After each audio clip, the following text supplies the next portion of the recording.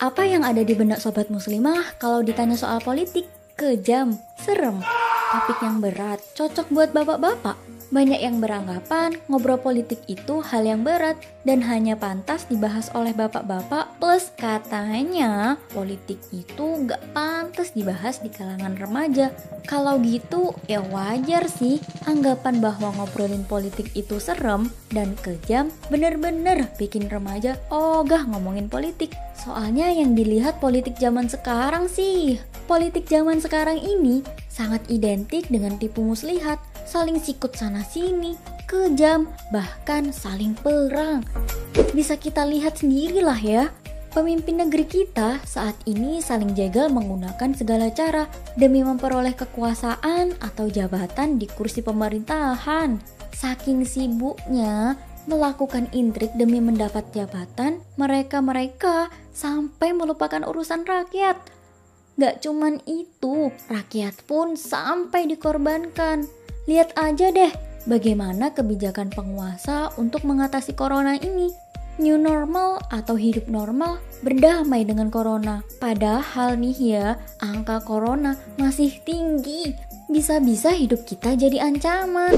Belum lagi para penghina Islam dan Rasulullah SAW malah nggak dihukum atau nggak dipenjara. Yang mengkritik presiden, ya cepet banget masuk penjara. Beda pendapat dikit, langsung dijegal. Pasti bingung kan? Emang ada apa sih yang salah dengan politik sekarang? Ada apa dengan demokrasi? Oke, mari kita bahas sesimpel mungkin supaya para remaja nggak alergi lagi sama politik. Jadi, demokrasi itu adalah sebuah sistem yang berlandaskan kedaulatan di tangan rakyat. Artinya apa nih? Artinya, manusialah yang berkuasa membuat kebijakan atau aturan. Jadi, rakyatlah yang berhak membuat kebijakan. Tetapi nih masalahnya, rakyat yang mana nih yang membuat kebijakan di negeri ini? Ya pastinya manusia-manusia yang ada di pemerintahan lah, atau di parlemen. Rakyat yang di bawah kayak kita-kita ini, ya dipaksa manut sama aturan yang mereka buat. Nah, aturan-aturan itu bisa diotak-atik oleh para pemimpin negeri ini loh. Bahkan disesuaikan dengan kebutuhan dan keinginan mereka. Meski aturan itu bertentangan dengan Islam, kalau sesuai dengan kebutuhan dan keinginan mereka ya lolos aja jadi undang-undang. Kasian banget, rakyat pun harus taat sama aturan tersebut. Nah, begitulah wajah asli sistem demokrasi. Jadi, wajar aja kalau banyak yang menyuarakan Islam, tapi mereka malah ditangkap, dipenjara, dan diopinikan oleh media seolah-olah mereka sedang mengacaukan negara dan memecah belah rakyat. Ya iyalah, padahal tujuannya ngingetin supaya rakyatnya juga diurusin, supaya nggak menyimpang lah dari Islam. Malah dituduh memecah belah. Begitulah demokrasi, bisa memutarbalikkan fakta, yang baik jadi buruk, yang buruk jadi baik, yang haram jadi halal, ya begitupun sebaliknya.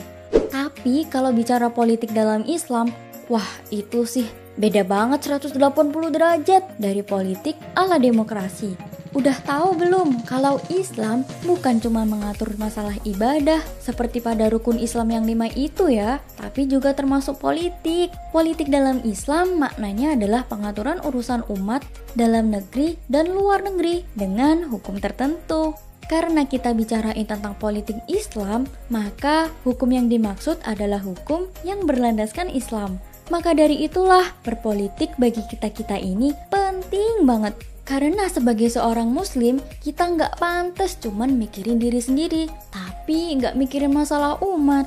Seharusnya kita peduli dengan kondisi umat, menolongnya, dan saling mengingatkan karena umat Islam itu saling bersaudara. Sebagaimana di surat Al-Hujurat ayat 10, yang artinya orang-orang beriman itu sesungguhnya bersaudara.